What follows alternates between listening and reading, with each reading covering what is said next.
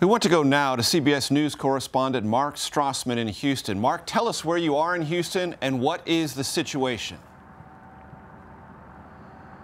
A little more than a day into this major, and the city's already in crisis. I'm standing in downtown Houston. That's I-10 behind me, and you cannot get there from here because of flash flooding like this. And you find this flash flooding all over the city. Many parts of the city are now islands, completely surrounded by water. The rainfall totals are staggering. You have 6 inches in an hour, 14 inches in 3 hours, up to 30 inches in 24 hours. And the forecast and the rain say it's just going to keep coming. There have been hundreds of rescues already. And in fact, the Coast Guard has now launched urban search and rescue operations. And remember, we're just a little more than a day into Harvey, and this is the response that the city already needs. And if I understand, the area is under a flood emergency, and people are being urged to stay inside major, high and dry. Find that ground wherever you can.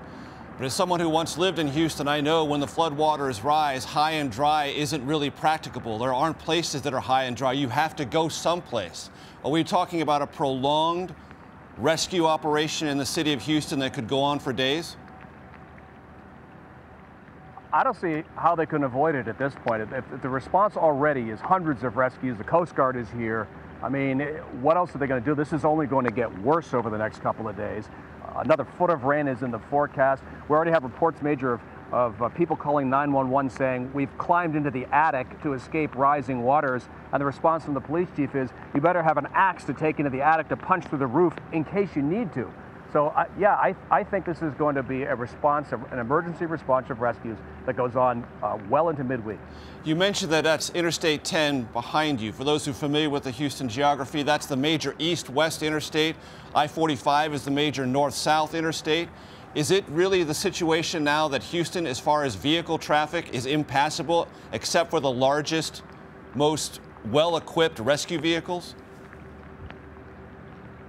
I think it's safe to say that it's a smart idea to stay off the roads unless you absolutely have to. The roads are spotty and the conditions do change. But yes, if you're driving on certain parts of the highway, you're really going to have trouble. I haven't heard the latest about highway closures, but I can tell you that driving downtown, if this is any indication, to get from point A to point B, you have to do a loop-de-loop all over the place, and that is going to become standard practice here in Houston over the next couple of days. Mark Strassman in Houston, we thank you very much for your time.